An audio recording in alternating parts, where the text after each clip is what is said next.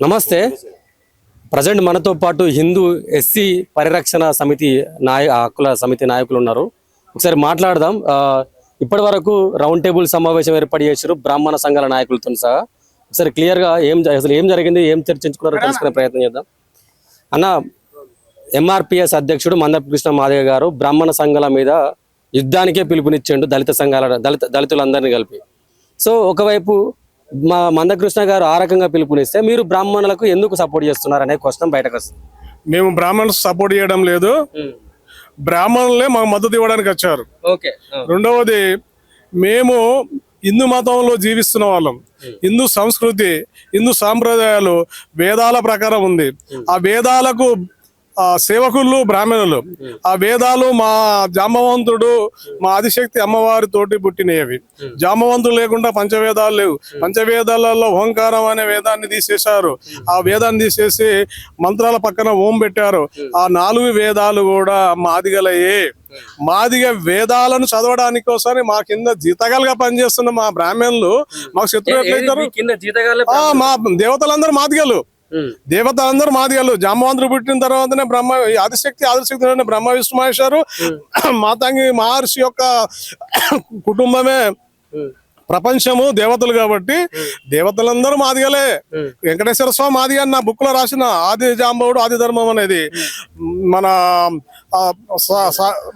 Sorry మీ దేవతలు అంటున్నారు. దేవతలందరూ మేమే, మా మాదిగలే. లేవు.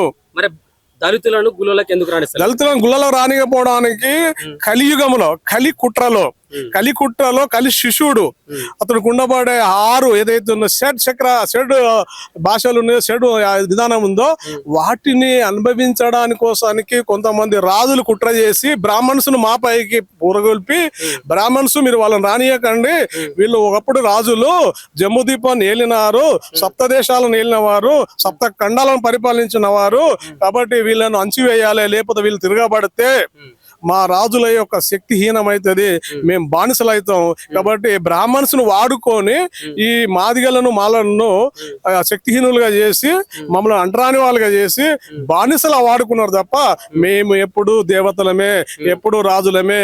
మేము గతం అంతా అంటే త్రేతాయుగం, త్రేతాయుగం, ద్వాపర యుగములో మరియు కలియుగంలో ప్రారంభంలో పరిపాలించబడ్డ రాజులం మేము. అదే కాకుండా మనకు వీరబ్రహ్మేంద్ర స్వామి గారు చెప్తారు. వీరబ్రహ్మేంద్ర స్వామి ఏం చెప్తాడు? చివరి దశలో, కలియుగం మునిగిపోయే చివరి దశలో మాదిగలే 100 సంవత్సరాల పైన రాజ్యాన్ని వెళ్ళిన తర్వాతనే కలియుగం మునిగిపోతుంది.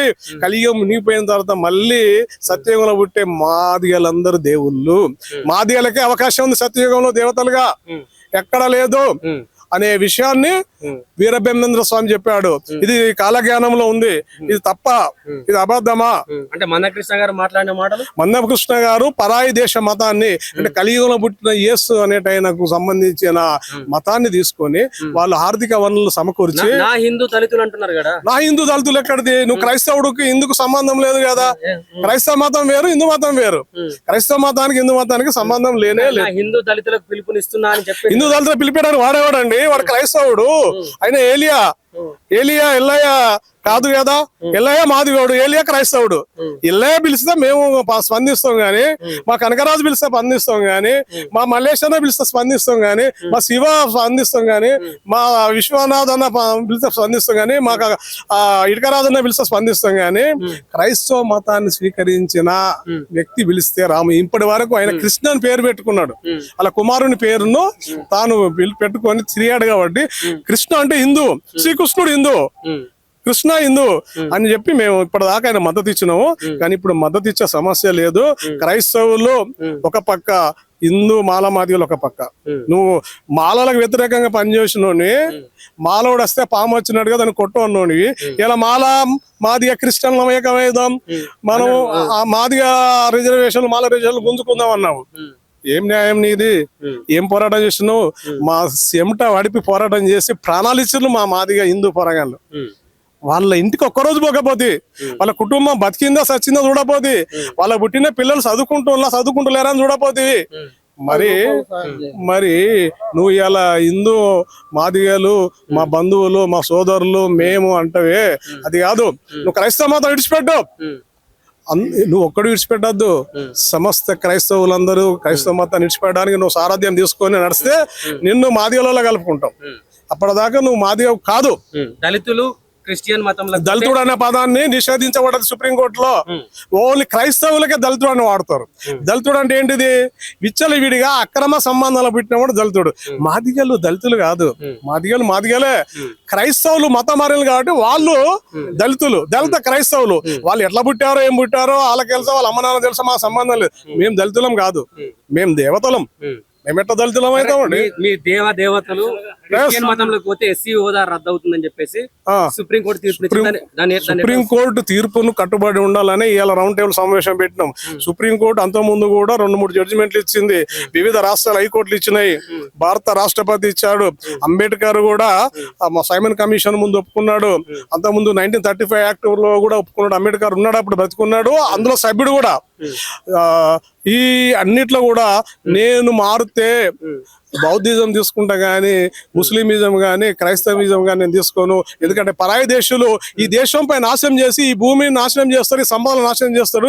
ఇక్కడ ఉండే వజ్ర వైఢూర్యాలు, బంగారాన్ని, ప్రజల శ్రమను దోపిడీ చేసే మతాలు అవి. వాటిని నేను దూరం కొడతా. నేను నా బుద్ధుడిని స్వీకరిస్తాన్నాడు. హిందూ మతాన్ని వదులుతానన్నాడు, కానీ బుద్ధిజం స్వీకరిస్తానన్నాడు. బుద్ధిజాన్ని స్వీకరించాడు ఆయన, అది మేము స్వాగతిస్తాం. కానీ క్రైస్తవ మతం పోలేదే. అందుకే ఆయన చేతులెత్తి దండం పెడుతున్నా. ఎందుకంటే ఆయన క్రైస్తవ మతాన్ని చీ అని కొట్టాడు. రిజర్వేషన్ ఇయ్యనన్నాడు, రిజర్వేషన్లు వద్దన్నాడు. మరి అలాంటి గొప్ప వ్యక్తిని నువ్వు వాడుకోవడం నీకు ధర్మమా? ఈవెన్ జగ్జీవన్ రావు కూడా మతాలు మారకండి, అతడు చెప్పిన అతని యొక్క డాక్యుమెంట్ చూడండి, మతాలు మారకండి, హిందూ మతమే దైవము, హిందూ మతంలోనే శక్తి ఉంది, హిందూ మతాన్ని ఆదరిస్తేనే మీకు రిజర్వేషన్లు వస్తాయని చెప్పి జగ్జీవన్ రావు పార్లమెంట్ లో పలికాడు. పార్లమెంటులో చదివాడు. పార్లమెంట్ లో ఉన్నవాడే అన్ని మంత్రులకు కూడా నచ్చ చెప్పి ఈ భారతదేశంలో ఉన్నవాడే హిందూ ఎస్టీలందరికీ రిజర్వేషన్ పెట్టి వాళ్ళని విద్య, ఉద్యోగ, రాజకీయంగా ఎదిగించాలని చెప్పి తాను పార్లమెంటులో బిల్లు పెట్టాడు. ఆర్టికల్ 17 ఇష్యూలో కూడా సర్దార్ పటేల్ గాని ఇతరులు గాని జవహర్లాల్ నెహ్రూ వ్యతిరేకిస్తే కూడా నాకు ఈ పదవి వద్దు అని చెప్పి నా ఇంటితో సమానం రాజీనామా చేపించి, ఎందుకు ఆయన ప్రపంచ కార్మిక మంత్రుల సమావేశం అధ్యక్ష వహించి వస్తున్నప్పుడు ఫ్లైట్ యాక్సిడెంట్ అయి మోకాలు సిప్పగలిగితే హాస్పిటల్లో ఉంటే ఆర్టికల్ 17 చదువుతుంటే అందరూ ఏలన చేస్తున్నారు, దాన్ని ఆమోదిస్తున్నారు. ఏంటిది 17? అంటరాని దాన్ని నిషేధించాలి అనే దాన్ని అంబేద్కర్, మన శ్రీనివాసన్, తమిళనాడు నుంచి శ్రీనివాసన్ ఎంపీ గారు ఇద్దరు పోయి మన జగ్జీవన్ రావు చెప్తే ఆయన పోయి వాళ్ళందరినీ బెదిరిస్తే అప్పుడు అసెంబ్లీలో పటేల్ గాని, మన ప్రైమ్ మినిస్టర్ గాని, ఇతర మంత్రులు గాని సపోర్ట్ చేయకుండా కాముగా దాన్ని ఆమోదించడం జరిగింది. ఈ సుప్రీం కోర్టు కేసులో మందకృష్ణ గారు బ్రాహ్మణులు ఎందుకు లాక్కొచ్చారు? బ్రాహ్మణులకు ఏంటంటే ఆయనను ఈ హిందూ మాలమాదిగలను సైడ్ ట్రాక్ చేయాలి. అసలు బ్రాహ్మణులకు ఏం సంబంధం అండి? సుప్రీంకోర్టులో ఉండవాడే జడ్జిమెంట్ సుప్రీంకోర్టులో ఇచ్చారు. ఎస్సీ రిజర్వేషన్ బైపర్కేషన్ కి ఇచ్చిన దాంట్లో అన్ని కులాలు జడ్జి చేస్తున్నాయి. అప్పుడు స్వాగతించినావు, ఇప్పుడు ఏమో వ్యతిరేకిస్తున్నావు. అన్ని సంఘాలు మద్దతు ఇచ్చినాయి, అన్ని కులాలు మద్దతు ఇచ్చినాయి. బీసీ, ఎస్సీ, ఎస్టీ, ఓసీ, ఎఫ్సీలు అందరు మద్దతు ఇచ్చారు. కానీ ఇప్పుడు అన్ని కులాలు హిందూ మాదిగలకు మాలకు సపోర్ట్ చేస్తే నువ్వు ఒక్కడివే క్రైస్తవులకు సపోర్ట్ చేస్తున్నావు. ఇది న్యాయం కాదు, ధర్మం కాదు. నువ్వు రా, చర్చ పెట్టుకుందాం, కూర్చుందాం. నేను సిద్ధం, నేను నా సంఘము ఆదిజాంబని వారసులందరూ సిద్ధం. ఆదిజాంబవుడు వారసులు సిద్ధం, ఆది వారసులు సిద్ధం. క్రైస్తవ జీసస్ వారసుడైన క్రైస్తవ జాంబ వారసుడు ఎట్లయితాడు? మతం మారినాడు వాడికి ఆ మతంలో ధర్మం నీకు నచ్చింది. నా ఆది ధర్మంలో ధర్మం ఉంది కాబట్టి నాకు ఇది నచ్చింది. ఈ రాముని కథలో అతడు చెప్పిందంతా తప్పుడు. జాంబవంతుడు శ్రీకృష్ణ యుద్ధం జరిగింది, ఎన్ని రోజులు జరిగిందో వాడికి తెలియదు. ఎవడో స్క్రిప్ట్ రాసిస్తాడు, చుట్టుపక్కల స్క్రిప్ట్ రాసిస్తే మాట్లాడతాడు. కానీ వాస్తవికత రావాలంటే నీకు ఇచ్చిన జాంబా ధర్మంలో ఆది ధర్మము, ఆది జాంబవుడు అనే గ్రంథం ఉంది కదా, దాని ముదుగల టైటిల్ పేరు ఆది పురుషుడు ఆది ధర్మం టైటిల్. అది ఇప్పుడు ఆది జాంబవుడు ఆది ధర్మంగా మార్చినాము. మా జాంబవుల యొక్క అందరి అభిప్రాయ ప్రకారం ఆ గ్రంథంలో ఉంది. ఒక్కసారి చదవరాదు కృష్ణన్న, అసలు ఈ మాదిగల యొక్క ప్రభావం ఏందో తెలుస్తుంది. 300 పేజీల పుస్తకం మాదిగ జాతి చైతన్యం కోసం, మాది జాతిలో విప్లవం రావాలని, మాదిగ జాతిలో విప్లవాత్మకమైన దైవశక్తి పొందాలని. ఆ శక్తిని నువ్వు పొందాలంటే కృష్ణన్న గారు నువ్వు మారాలి. చదువే నువ్వు అన్ని పక్కా పెట్టుకున్నావు. నువ్వేదో బాగా అంబేద్కర్ లా చదివినట్టుగా ఈ పుస్తకాలన్నీ ముందేసుకుని ఫోటోలు వేసుకున్నావు. అంతకంటే ఒక 10 రేట్ల పుస్తకాలు నేను చదివినా నా ఇంటి నిండా ఉన్నాయి. అది కాదు, నువ్వు మారాలి, ఈ సమాజానికి నువ్వు మార్పుకు కోరుకోవాలి. చివరగా మందకృష్ణ గారు ఎంబడి మీరు ఉంటున్నారా లేదు? మందకృష్ణ ఎంబడి నేను ఎందుకు ఉంటున్నాయా? హిందూ మాలమాదిగలు ఎంబడి ఉంటా నేను. అదే హిందూ మాలమాదిగలు మందకృష్ణ ఎంబడి ఉంటున్నారా? ఎవడు ఉండడు. పిలిపిస్తున్నాం గ్రామ కమిటీల నుంచి రాష్ట్ర కమిటీ వారికి పిలిపిస్తున్నాం. గ్రామ కమిటీ నుంచి రాష్ట్ర కమిటీ వారికి పిలిపించిన దాంట్లో గ్రామాల్లో క్రైస్తవులు ఎవరు ఉన్నారో గ్రామ కమిటీలు నిర్ణయం చేస్తాయి. మండలాలలో క్రైస్తవులు ఉన్నారో మండల కమిటీలు, జిల్లాలలో క్రైస్తవులు ఉన్నారో జిల్లా కమిటీలు, రాష్ట్ర కమిటీ ఇవి తీర్మానం చేసి హైదరాబాద్ లో 1,00,000 మంది హిందూ మాలమాదిలతోటి పెద్ద బహిరంగ సభ పెట్టించి ప్రపంచానికి తెలియజేస్తాం. పోపులో చెప్తాం, అయ్యా పోపు గారు, మీ యొక్క మతంలో కులం లేదు, రేసు లేదన్నావు, అంతరాలు ఏమన్నావు, మరి ఏందండి ఈ దేశంలో వీళ్ళందరూ ఇంకా కుక్కలాగా నక్కలాగా మా ఎంబడిపడి పీక్క తింటున్నాయి, మా రక్తం తింటున్నాయి, మా మాంసం తింటున్నాయి. అది కాదు కదా. క్రైస్తవ పోపులారా చెప్పండి, ఓ బిషప్లారా చెప్పండి, ఓ పాస్టర్లారా చెప్పండి, పాస్టర్లకు రిజర్వేషన్ ఉంటుందండి? ఎక్కడ ధర్మం అండి ఇది? ఒక పాస్టర్ కోర్టుకు వెళ్తాడు, నేను పాస్టర్ను నాకు రిజర్వేషన్ కావాలని. సుప్రీంకోర్టు బుద్ధి చెప్పింది. రేపు ఇంకా బుద్ధులు చెప్పడానికి కోసానికి చాలా కమిటీలు వస్తున్నాయి. ఆ కమిటీ కూడా జస్టిస్ బాలకృష్ణ కమిటీ కూడా మేము నివేదికను అందిస్తున్నాం. జస్టిస్ ఇచ్చిన జడ్జిమెంట్ కట్టుబడి ఉండి నువ్వు తయారు చేయాలని చెప్పి మేము చెప్తున్నాం. మా దిక్కు న్యాయం ఉంది, మీ దిక్కు న్యాయం లేదు. మీరు మామూలను అన్యాయంగా మోసం చేస్తున్నావు. ఐఏఎస్ ఐపీఎస్ ఆఫీసర్లు ఇప్పుడు తెలంగాణ రాష్ట్రంలో ఎమ్మెల్యేలందరూ క్రైస్తవులు. మిత్రులారా, మతం మారిన వారికి రాజ్యాంగం ప్రకారం రిజర్వేషన్లు లేవనేది చట్టం చెప్తున్నది. అయితే ఇక్కడ పెద్దలు బ్రాహ్మణులకు సంబంధించినటువంటి వాళ్ళు, లేకుంటే దళితులైనా పర్వాలేదు ఎవరైనా కానీ, మొట్టమొదటి యొక్క మానవుడికి ఉండవలసిన నైతిక బాధ్యత అన్యాయం జరిగితే ప్రశ్నించడం. అన్యాయం జరిగితే ఏ కులం వాడైనా ప్రశ్నిస్తే అది మానవ ధర్మం. ఇక్కడ ఆది ధర్మం అని మా బ్రదర్ చెప్తున్నాడు కదా, మేమే ఈ దేశానికి మూలవాసులు. మా ధర్మమే మీది సనాతనం, అయితే మాది పురాతనం. పురాతనం అంటుండే మా ఆదిజాంబవుడు, ఆయన పుట్టినమే మనం అందరం. మరి మీరు మీ శాస్త్ర ప్రకారం, మీ రామాయణ మహాభారతాల ప్రకారం ఆదిజాంబవుడు అనే పేరులోనే ఆది ఉంది. కాబట్టి అతనికి పుట్టిన వాళ్ళం మనం ఇక్కడ కులాల మతాలు లెక్కించుకుంటూ కూర్చోవడం కంటేనంటే అన్యాయం జరిగితే ప్రశ్నించడం నేర్చుకోవాలి. ఇప్పుడు అన్యాయం జరిగితే దాన్ని ప్రశ్నించే సభ అని నేను అనుకుంటున్నాను. ఒక్క విషయం ఈ దాంట్లో ఇంతకీ నా మిత్రుడు రాగాల నాగేశ్వరరావు గారు నాకు చెప్తే నేను ఇక్కడ రావడం జరిగింది. అయితే నన్ను పిలవకున్నా వచ్చినందుకు మన్నించాలి. మరి ఒక్క విషయం సార్, మొన్న ఒక మహానుభావుడు గరికపాటి నరసింహారావు గారు, ఆయన ఏమంటాడంటే దళిత కులాలకు సంబంధించినటువంటి విద్యార్థినులను వాళ్ళకి ఎందుకయ్యా కొత్త బట్టలు, వాళ్ళకి ఎందుకయ్యా గుడ్డు పెట్టి తినిపించడం, వాళ్ళకి ఎందుకయ్యా పుస్తకాలు ఇవ్వడం అని ఒక మాట అన్నాడు. ఆ పిల్లలంట శోభనం గదిలోకి పంపించే పెళ్లి కొడుకులాగా పంపిస్తారట. అంటే కడుపులో అంటే ఎంత కుళ్ళు పెట్టుకొని ఆయన మాట, ఈ కుళ్ళు మీరంటే బ్రహ్మాండంగా ఉంటుంది సార్, మేము అంటే ఈర్ష్యతోటి అంటున్నాం అనేసి ఆయనకు బాధ కలుగుతుంది. మీరు అన్నారు అనుకో, వరేమో నా కులపులే నన్ను తిడుతుండ్రా అంటని చెప్పేసి కాస్త ఆయన తన సంస్కారాన్ని పెంచుకునే అవకాశం ఉంటుంది. అట్లాగే నా రిక్వెస్ట్ ఏంటంటానంటే, ఇక్కడ ఒక విషయం చెప్పాలి. ఈరోజు మన ఎవరు సత్యమూర్తి గారి యొక్క వర్ధంతి రోజట. అయితే మిత్రులారా, ఈ ఎంఆర్పిఎస్ అనేది రావడానికి ప్రధాన కారణం ఇక్కడ ఉన్నటువంటి మా ఇటుకరాజుకు మా అన్నలకు తెలుసలేదు, కానీ నేను ప్రత్యక్ష సాక్షిని దానికి సంబంధించి సదాలక్ష్మమ్మ గారు ఆ యొక్క కార్యక్రమాల్లో నన్ను ఇన్వాల్వ్ చేసినప్పుడు మొన్న కూడా నేను ఒక టీవీ ఇంటర్వ్యూలో చెప్పాను. నిజాం కాలేజీలో మీటింగ్ జరుగుతున్నది, సదాలక్ష్మమ్మ పిలిస్తే నేను రావడం జరిగింది. అమ్మ నాకు చిన్న కండిషన్, వాళ్ళు ఏదో గడ్డి తిన్నారు, మనకు ఈ గొడవలన్నీ వస్తున్నాయి కదా, మనం మాత్రం సంస్కారయుతంగా మీటింగ్ పెడదాము. ఒక పక్క అంబేద్కర్, ఒక పక్క జగజీవన్ రామ్, మనము బొమ్మలం పెడదాము, పెట్టి ఈ మీటింగ్ నిర్వహిస్తే చాలా అందరు కూడా మెచ్చుకుంటారు అంటే సరేగా ఎట్లా అంటని చెప్పేసి ఇక మీటింగ్ ఇంకో 5 నిమిషాలకు మొదలవుతుంది. అనగా ఏమయ్యా మరి జగజీవన్ రామ్ పెట్టిన అంబేద్కర్ వస్తుందన్న, ఆయన ఆవుల బాలనాథం గారి రిక్షాలో పంపిస్తున్నాడు అంటాడు. చివరిగా ఇక మీటింగ్ స్టార్ట్ అయ్యే ముందు అంబేద్కర్ ఫోటో వద్దంటారు అన్న, మన వాళ్ళందరూ కోపం పడుతున్నారు, అంబేద్కర్ ఫోటో పెడితే మేము ఈ సభను బహిష్కరిస్తాం అంటుందని చెప్పినటువంటి మందకృష్ణ గారు ఇప్పుడు అంబేద్కర్ పుస్తకాన్ని చూపెడుతూ లేకుంటే అంబేద్కర్ని అంటే ఆకాశానికి ఎత్తుతూ మాట్లాడుతున్నా అంటే మరి అవకాశవాదులకు రాజ్యంలో అగ్రస్థానాలు దొరుకుతున్నాయి సార్.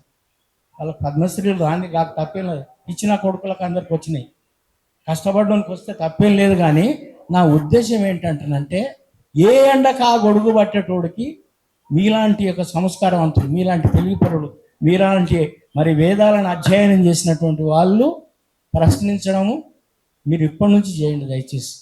మరి మేము చేస్తే కడుపు మంట అంటారు, మీరు చేస్తే అది సంస్కరణ అవుతుంది. కాబట్టి మాకు జరిగినటువంటి యుగ యుగాలు తరతరాలుగా జరుగుతున్నటువంటి అన్యాయం ఏ క్యాస్ట్ జరగలేదు. మీకు పేదరికం ఉండొచ్చు, మాకు పేదరికంతో పాటు అవమానాలు, అస్పృశ్యత, అన్యాయము, అణచివేత, అత్యాచారాలు మాకు జరుగుతూ ఉన్నాయి. కాబట్టి వీటిని ఎండగట్టడంలో మీరు అన్నట్టుగా బ్రాహ్మణులు కూడా బాబాసాహెబ్ అంబేద్కర్ని చదివించిన ఆయన కేలుస్కర్ మహాపండితు బ్రాహ్మణుడు. మా ఎస్ఆర్ శంకరన్ ఈరోజు దళితులు ఇంత ఇంత అద్భుతమైనటువంటి జీవితాన్ని అనుభవిస్తున్నారంటే ఎస్ఆర్ శంకరన్ అని ఒక బ్రాహ్మణుడు కేరళ క్యాడర్కి సంబంధించినటువంటి ఆయన మాకు ఇచ్చినటువంటి వెసులుబాట్లు ఇవన్నీ వల్ల మరి అట్లాగే బసవేశ్వరుడు మహానుభుడు బ్రాహ్మణ కులంలో పుట్టి బ్రహ్మాండమైనటువంటి సేవలు చేసి ఒక అవతారమూర్తిగా వేసినటువంటి వాళ్ళందరూ బ్రాహ్మణులు. ఇక్కడ మేము ఒకటే చెప్తున్నాం, జనవాదులు మనువాదులు మాత్రమే ఉంటారు sir. No Brahmin no Madiga. జనవాదులు అంటే అందరు బాగుండాలి, అందులో నేను ఉండాలి అనేవాడు జనవాది. నేను ఒక్కనే బాగుండాలి, నా పెండ్ల మీద నిన్న బంగారం ఉండాలి, నా ఇంటి ముందు 10 కార్లు ఉండాలి అనేవాడు ఆడు మనువాది. ఆడు మాదిగోడు కానీ మాలోడు కానీ ఎవడన్నా కానీ. కాబట్టి ఏంటంటే ఈ జనవాదులు మనవాదులు డిమార్కేషన్ జరగాలి.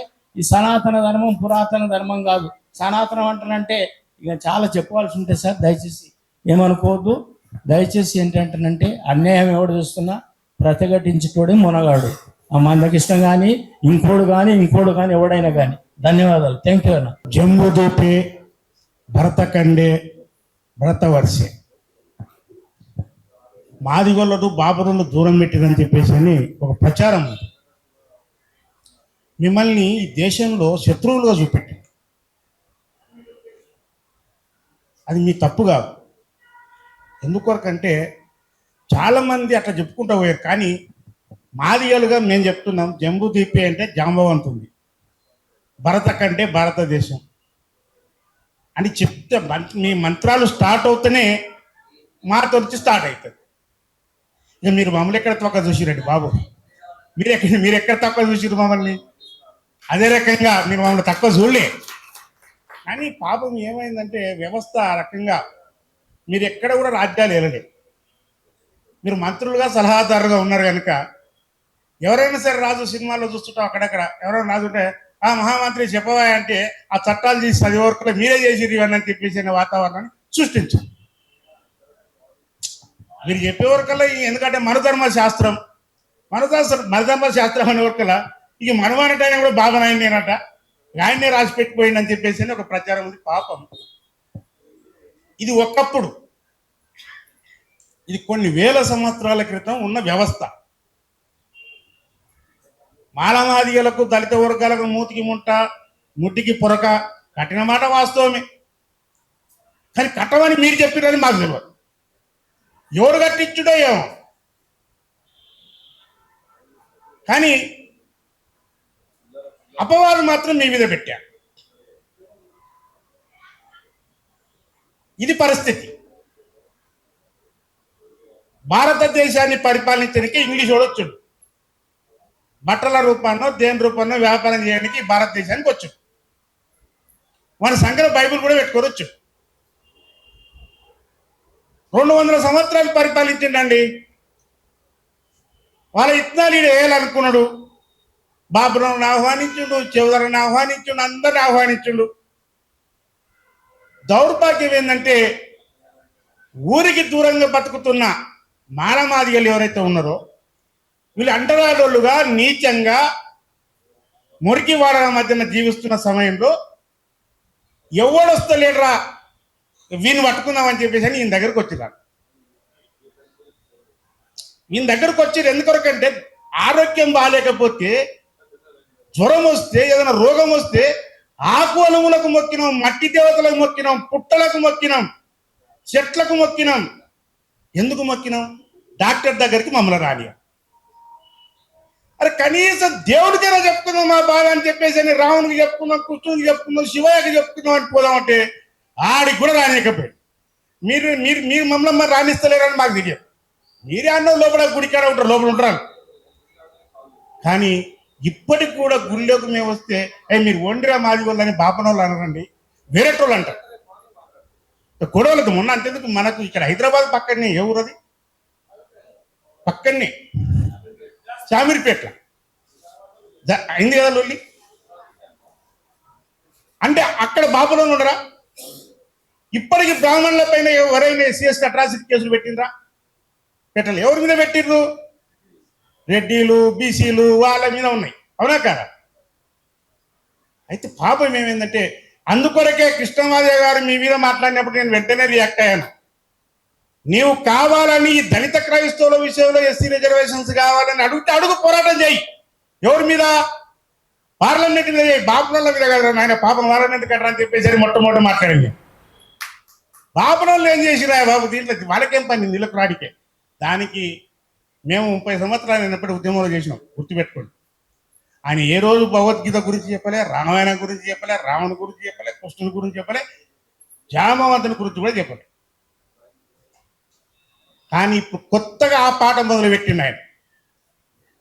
దేవుడు మంచోడు, కృష్ణుడు మంచోడు, కానీ పాపంలో చెడ్డోళ్ళంట. పాపం రావణునికి చెప్పి శంభుకుని తల నరికిచ్చిరు అంటాడు. బాగా గమనించండి. ఏకలవ్యుని బొట్టనకు లేరును. బాపనాయన ద్రోణాచార్యుడు అడిగిండు ఎవరిని? ఏకలవ్యుడు బొట్టన వెళ్ళను. ద్రోణాచార్యుడు అడిగింది ఎందుకొరకంటే ఏకలవ్యుడు ఎరకలైన ఆయన ఈయన బొమ్మ పెట్టుకొని విద్య నేర్చుకున్నాడు.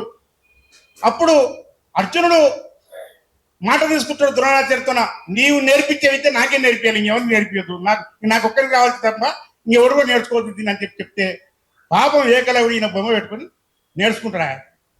నేర్చుకొని విలువిద్య వేసినప్పుడు అరే నేనైతే పడుతున్నా, నాకన్నా వాడు ముందే చేసిండు, ఎవడు వీడు అని చెప్పేసి అన్నప్పుడు ఏకలవ్యుడిని అడిగితే చెప్తాడు, నీవే నేర్పించినావు నాకంటే. నేను ఎప్పుడు నేర్పిస్తున్నా నీకంటే? నీ బొమ్మ పెట్టుకొని నేర్చుకున్నా నేను. ఆహా, నా బొమ్మ పెట్టుకొని నేర్చుకున్నావు. సంతోషపడతాడు బాబానాయ్. వాస్తవానికి నీ బొమ్మ పెట్టుకొని నేర్చుకుంటే ఇంత గొప్పోడు వీడని. కానీ పక్కనున్న శ్రీకృష్ణుడు, పక్కనున్న అర్జునుడు ఏం చెప్తాడు? అరే వాడిని పొడుగు నేను అడగవా, గురుదక్షిణ అడుగు. గురుదక్షిణ అడగమని చెప్పిన వ్యక్తి ఎవరు? శ్రీకృష్ణుడు. అడిగినోడెవడు? అర్జునుడు. మధ్యలో బాపనాయ ఏం చేసే మందకృష్ణ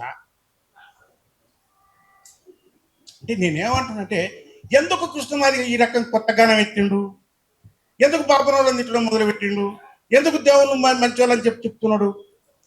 దీన్ని బాగా ఆలోచన చేయండి. ఇక్కడికి వచ్చినోడు ఈ మర్మమేంది? 30 ఏళ్ళు కులం పేరుతోన్న ఉద్యమం నడిపిన నీవు దళిత క్రైస్తవులకు ఎస్సీ రిజర్వేషన్స్ ఇవ్వకపోతే కులమే వద్దు, కులం సృష్టించింది బాబనాయన, ఆయన సృష్టించిన కులం వద్దు, కులం అంటే అడ్డరంతరం కనుక మాకు అడ్డరంతరం ఉంది కనుక రిజర్వేషన్ వద్దు, మేము ఒప్పుకో. మేము ఎస్సీలుగా పుట్టాము కనుక అడ్డరంతరం ఉన్నా కనుకనే డాక్టర్ బాబాసాహెబ్ అంబేద్కర్ గారు మాకు రిజర్వేషన్ ఇచ్చిండ్రు. మేము అంటారా గుర్తుపెట్టుకోండి, రిజర్వేషన్స్ అనేటివి చాలా మందికి వచ్చినాయి. దీనికి ఒక్కొక్క కారణం ఉంది. ఎస్సీలకు క్రైస్తవ మతాన్ని స్వీకరించుకున్న ఎస్సీలు ఎవరైతే ఉంటారో అందులో ఇంకోటి క్రైస్తవ మతంలో కులాలు లేవని స్పష్టంగా వాళ్ళు చెప్పారు. 1935లోనే మన Indian government, British India government స్పష్టంగా చెప్పింది. వాళ్ళ గవర్నమెంట్ ఇంగ్లీషుల గవర్నమెంట్. ఆ తర్వాత 36లోనే ఆ చట్టాలను తీసుకొస్తూ 1950లో బాగా గుర్తుపెట్టుకోండి మిత్రులారా, ఇది విమర్శనాత్మకమైన చర్చ. 1950లో భారతదేశానికి స్వాతంత్రం వచ్చిన తర్వాత భారత రాజ్యాంగాన్ని ఆమోదించింది జనవరి 26వ తారీఖు. గణతంత్ర దేశంగా మనం ప్రకటించుకున్న తర్వాత ఆ రోజు ప్రెసిడెంట్ ఆఫ్ ఇండియా రాష్ట్రపతి గారు ఒక గజెట్ రిలీజ్ చేసిండు. ఆ రోజు కులాలు భారతదేశంలో ఏ రాష్ట్రంలో ఎవరెవరు ఉన్నారు, అప్పుడున్న రాష్ట్రాల్లో అప్పుడు ఏ మతం ఉన్నది?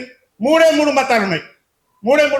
ఒకటి హిందూ, ఈ దేశంలో ఈ దేశానికి సంబంధించిన 2 మతాలు ముస్లిం, క్రిస్టియన్.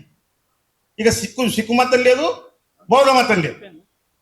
అయితే అప్పుడు క్లియర్ కట్గా చెప్పడం జరిగింది, ఈ దేశంకు సంబంధించుకున్న మతం హిందూ మతము.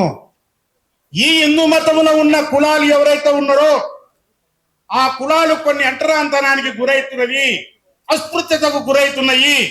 ఆ అస్పృశ్యత మూలాన వాళ్ళు చదువుకు దూరమైనరు, ఉద్యోగానికి దూరమైనరు, పాలన వ్యవస్థలో దూరమైనరు. కనుక హిందూ మతములో ఉన్న ఈ యొక్క కులాలు ఏవైతే ఉన్నాయో వీళ్లకు రిజర్వేషన్స్ ఇవ్వాలి అని చెప్పేసి అని అందులో పొందుపరిచారు.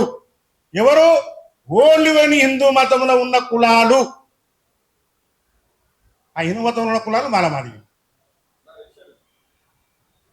మరి దీని అంటే దీంతో ఉన్నావు కనుకనే అవమానానికి గురవుతున్నామని ఉంది, ఇందులో ఉన్నావు కనుకనే ఈ యొక్క రిజర్వేషన్స్ అనేవి ఉన్నాయి. దీన్ని ఇడిచిపెట్టి నువ్వు పక్కకు పోతే దీంట్లో ఉండే వచ్చే అవకాశాలు నీకు రావు. ఎప్పుడైతే నీవు హిందూ బార్డర్ నుంచి బయటికి వెళ్ళిపోతావో నీకు ఇందులో వచ్చే ప్రతిఫలాలు రావు. ఈ హిందూ మతం నుంచి నీకు వచ్చిన ప్రతిఫలం ఏంటంటే ఎస్సీ రిజర్వేషన్. ఈ హిందూ మతం నుంచి వచ్చిన ప్రతిఫలం ఏంటంటే ఎస్సీ అట్రాసిటీ. ఇప్పుడు మమ్మల్ని కులపరంగా అవమానపరిస్తే రక్షణ చట్టాలు ఉన్నాయి. మమ్మల్ని ఎవరైనా మాది కొడుకని తిడితే రక్షణ చట్టాలు ఉన్నాయి. మమ్మల్ని కన్నేసి ఎగరేసి చూస్తే రక్షణ చట్టాలు ఉన్నాయి. ఆ యొక్క రక్షణ చట్టంతోన నువ్వు గౌరవాన్ని ఉన్నావని చెప్పేసి అని ఆ చట్టం తీసుకొచ్చు. రిజర్వేషన్ ద్వారా చదువుకొని పైకి రావాలని చెప్పేసి అని పెట్టిండ్రు. ఇది వదిలిపెట్టి పోతే ఇవి ఇక్కడ ఆగుతాయి, నువ్వు ఒక్కడే బయటపోతావు. డాక్టర్ బాబాసాహెబ్ అంబేద్కర్ గారు కూడా దీని మీద చర్చ చేసిండు. ఏమని? హిందూ మతములో అస్పృశ్యత ఉన్నది, వ్యవస్థలు ఉన్నాయి, కానీ అందులో ఇండియారిటీ ఉంది, భారత జాతీయత ఉంది. అందులో వ్యవస్థ ఉన్నది కానీ నేషనాలిటీ ఉంది. కానీ క్రైస్తవ మతంలోకి వెళితే నేషనాలిటీ లేదు, ముస్లిం మతంలోకి వెళ్తే నేషనాలిటీ లేదు. కనుక నేను దానిని వ్యతిరేకిస్తాను. అంబేద్కర్ గారు ఎందుకు వ్యతిరేకించారు క్రైస్తవ మతాన్ని, ముస్లిం మతాన్ని అంటే ఇవి నేషనాలిటీ లేదా, దీంట్లో జాతీయత భావం లేదు. ఈ దేశాన్ని జాతీయతతో చూసే వాళ్ళు నాకు కావాలి. అయితే నిజానికి ఈ వ్యవస్థ ఉన్నది కనుకనే నిజానికి మన కులమైన అవమానం లేకపోవడం, మనం అందరితో సమానంగా ఉంటే ఈ బలిసినోడు లేనోడు కాలంలో, బలిసినోడు ఉన్నోడు లేనోడు కాలంలో మనం ఏమైనా చదువుకుంటుంటివా, లేకపోతే మనకు ఉద్యోగాలు వచ్చేటివా, లేకపోతే మనం ఎమ్మెల్యేలు అవుతుంటివా, లేకపోతే ఎంపీలం అవుతుంటివా, లేకపోతే పై వ్యవస్థలో ఉంటుంటివా? బాబాసాహెబ్ అంబేద్కర్ అనే వ్యక్తి ఈ భూమి మీద పుట్టి అందరినీ ఒప్పించి మానవ హక్కులు అందరికి సమానం అని చెప్పేసి అని హ్యూమన్ రైట్స్ తీసుకొచ్చి ఈ రిజర్వేషన్స్ తీసుకొచ్చిండు. అయితే ఒకటి గుర్తుపెట్టుకోండి, ఆ రోజు వ్యవస్థ మన ధర్మం శాసించుండొచ్చు, ఆ రోజు ఇంకో శాసనం జరిగిండొచ్చు. కానీ భారతదేశానికి శాసనం వచ్చిన తర్వాత శాసనకర్త ఒకటే అది భారత రాజ్యాంగం అని చెప్పేసి మీకు అందరికి విజ్ఞప్తి చేస్తున్నా. ఎవరైనా దాని కింద బతకాల్సింది, ఎవరైనా భారత రాజ్యాంగానికి లోబడే బతకాలి, భారత రాజ్యాంగానికి లోబడే మాట్లాడాలి.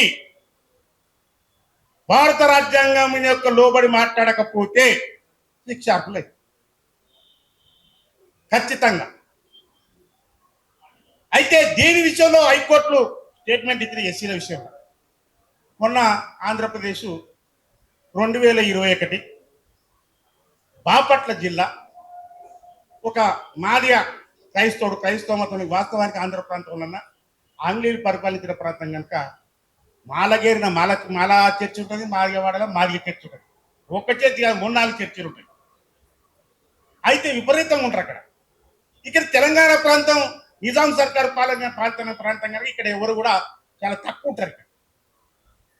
అయితే ఆ బార్డర్లో ఉన్న ప్రాంతాలు అయితే కొంత ఎఫెక్టెడ్ పడ్డాయి. ఆంధ్ర ప్రాంతం బార్డర్లో ఉన్న వాళ్ళకి ఎఫెక్ట్ పడింది, ఇటు కర్నూలు జిల్లా ప్రాంతం ఎఫెక్ట్ ఉన్నది, ఆ ఎఫెక్ట్ పడింది.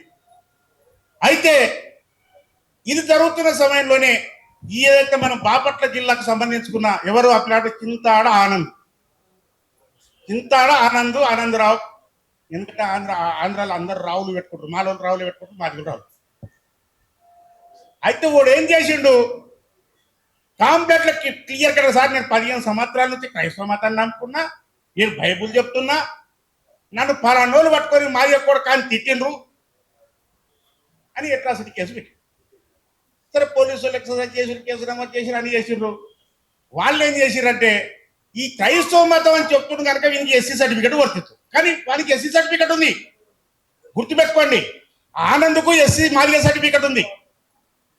అయితే దీన్ని మొత్తం పరిశీలించిన హైకోర్టు ఏం చేసింది, 2025లో జూన్ నెలలో ఒక తీర్పు ఇచ్చింది. ఏమని, నీవు బైబిల్ వాక్యం చెప్తున్నావు, నువ్వు దేవుని గురించి చెప్తున్నావని నీవే రాసినావు, బైబిల్ వాక్యం చెప్తున్నా, దేవుని గురించి చెప్తున్నా, 15 ఏళ్ళ నుంచి దాటున్నా నీవే చెప్తున్నావు, మళ్ళీ ఎస్సీ మాదిగ సర్టిఫికెట్ తీసుకున్నావు. ఇటువంటి వాక్యాలు చేస్తున్న వ్యక్తి, బైబిల్ వాక్యం పాస్టర్గా పనిచేస్తున్నాడు, ఎస్సీ సర్టిఫికెట్ తీసుకున్నా కూడా ఎస్సీ రైట్స్ వర్తించవు అని చెప్పేసి క్లియర్ కట్గా తీర్పిచ్చింది. ఆ తీర్పు బాబునోళ్ళు ఇయ్యలే, హైకోర్టు జడ్జి ఇచ్చింది. ఆ తర్వాత నెక్స్ట్ ఈ కేసు సుప్రీంకోర్టుకు పోయింది. సుప్రీంకోర్టుకు వెళ్ళింది, 25లో తీర్పు వచ్చింది కదా హైకోర్టుది, వెంటనే సుప్రీంకోర్టుకు పోయింది. సుప్రీంకోర్టుకు పోయిన తర్వాత కరెక్ట్గా 25 అన్న జూన్లో, ఇప్పుడు 26 ఏప్రిల్ నెల నడుస్తుంది, మార్చి 24 నాడు జడ్జిమెంట్ వచ్చింది. సుప్రీంకోర్టు చరిత్రలో ఒకటే సంవత్సరాన్ని నిండక ముందే జడ్జిమెంట్ వచ్చిన చరిత్ర ఎక్కడన్నా ఉందా? నాకదే తెలియదు. ఏమైనా ఉన్నావే? సంవత్సరం నిండక ముందే జడ్జిమెంట్ వచ్చిందన్న. మరి దీని వెనుక మళ్ళీ మర్మం ఏందో, దీని వెనుక కుట్ర ఏందో, మళ్ళీ ఎవరు అఫిడవిట్ ఇచ్చిరో, ఎస్సీ వర్గీకరణప్పుడు ఎవరు అఫిడవిట్ ఇచ్చి ఇస్తే వర్గీకరణ అయిందో, మళ్ళీ ఈ కేసు తీర్పులో కూడా ఖచ్చితంగా వర్గీకరణప్పుడు ఇచ్చిన అఫిడవిట్ కాగితమే, దీనికి కూడా ఇస్తారా ఇయ్యరా? ఇస్తారు కదా. దానికంటే వర్గీకరణ హైకోర్టే కానీ ఏ కోర్టులో అయినా సరే కానీ అడ్వకేట్ జనరల్స్ ఉంటారు గవర్నమెంట్కి సంబంధించి. ఒక తీర్పు వస్తున్నప్పుడు వాళ్ళ అభిప్రాయం అడుగుతారు, ఖచ్చితంగా జడ్జి అడుగుతారు గవర్నమెంట్ తరపు నుంచి మీ వాదన ఏందని. అట్లనే ఈ జడ్జిమెంట్ విషయంలో అమిత్ షా గారు, మోడీ గారు అందరు కలిసి ఇది ఇచ్చేసేయండి అని చెప్పాడు. అయ్యా మందకృష్ణ మాదే గారు, మోడీ కవిగిట్లో ఉన్న నీవు దళిత క్రైస్తవులకు రిజర్వేషన్స్ కావాలని అంటే బాపనోళ్ళ మీద కాదని ఆయన కొట్లాడాల్సింది, నువ్వు నరేంద్ర మోడీ గారి మీద కొట్లాడాలి. కానీ వీళ్ళ మీద పాపం చాలా మంది సినిమాల్లో అక్కడిక్కడ పిలక బాపన అంటుంటారు, లేకపోతే అవమానాలు గురవుతురా, లేకపోతే బాగా అనిపిస్తుంటారు నాకు. మీరు మాకు బావోళ్ళు, మా బిడ్డ అయిన అరుంధతిని, మా అక్క అరుంధతిని పెళ్లి చేసుకున్నారు. మీరు రాముని గురువు అయిన వశిష్ఠుడు మా అక్క అరుంధతిని పెళ్లి చేసుకుంది. మీరు మమ్మల్ని ఆకాశంలో నిలబెట్టిర్రు, భూమి మీద కాదు, మీరు మమ్మల్ని ఆకాశంలో నిలబెట్టిర్రు. హిందూ మతంలో పెళ్ళేరే కదా చేసుకుంటే ఆయన భార్య అయిన బాపనైన భార్య అయిన అరుంధతిని చూపెడతారండి. మాది చరిత్ర ఆకాశంలో ఉంది. ఇక మనవడేమో పట్టుకొని ఆయన తిడతాడు, వాళ్ళని తిడతారు. అయితే ఒకటి జరిగింది, 1950లో ఈ చట్టం వచ్చింది కదా రాష్ట్రపతి ఉత్తర్వులు. 1956లో సిక్కు మతం విషయంలో సవరణ చేసింది. ఎందుకు సవరణ చేసిండ్రు అంటే, సిక్కు మతం ఇక్కడ సంబంధించింది, 2 నిమిషాలు ఇక్కడికి సంబంధించుకుంది. ఆ తర్వాత 90లో మరోసారి సవరించారు. అంబేద్కర్ గారు, మనము దేవుని తర్వాత మరో దేవుడని మొక్కే అంబేద్కర్ గారు తీసుకున్న మతం బౌద్ధ మతం. ఆ బౌద్ధ మతం కూడా అంబేద్కర్ పోయినప్పుడు ఎస్సీ రిజర్వేషన్ లేదని 1990లో దానికి వర్తించింది. ఆ రోజు చాలా మంది హిందూ సంస్థలు, ప్రధానంగా ఆర్ఎస్ఎస్ ఒక మాట మాట్లాడింది. ఆర్ఎస్ఎస్ మాటలు మీకు గుర్తు చేస్తున్నా. భారత రాజ్యాంగం అనేది 1950లో అమల్లోకి వచ్చినప్పుడు ఈ రాజ్యాంగం మాది కాదు, ఇది మనుస్మృతి ఇందులో లేదు, మాకు మనుస్మృతి చట్టం కావాలి, కానీ అంబేద్కర్ రాసిన రాజ్యాంగం కాదు మాకు చట్టం కాదని చెప్పేసి అని ఎవరు రాసిండ్రు, ఎవరు చెప్పిండ్రు? గోవాల్కర్ చెప్పిండు, 2వ సంచాలకులు గోవాల్కర్ గారు చెప్పిండ్రు. అదే రకంగా 1990లో మండల్ కమిషన్ వచ్చినప్పుడే కానీ, బౌద్ధ మతం గురించి చెప్పినప్పుడే కానీ వాళ్ళు ఒకటే మాట అన్నారు. ఒక్క నిమిషం. అయితే ఏమేమి నో ప్రాబ్లం, ఏమి వెళ్ళబడ్డారు. అయితే ఒకటే నిమిషం మాట్లాడతాను నేను. అయితే ఈ 1950లో ఒక మాట మాట్లాడిండ్రు ఈ రిజర్వేషన్ గురించి, బౌద్ధ మతం గురించి చేస్తున్నప్పుడు వీళ్ళు ఒక మాట అంటారు. ఎవరు? ఇది కూడా ఇండియాకి సంబంధించిన మతమే, ఇండియా గొడుగు కింద ఉన్నదే ఇది, కానీ ఈ ముస్లిం క్రైస్తవ మతం అనేది అబ్రహామిక్ రిలీజియన్స్ ఇవి, అంటే పాశ్చాత్య దేశాలకు సంబంధించుకున్న మతాలు. ఇది అబ్రహం అనే యొక్క బైబుల్లో చెప్తుంది. అబ్రహం, ఆయన భార్య సారా, ఆమె వయసు 90 ఏళ్ళు, ఆమెకు పుట్టినోడు ఇసాకు.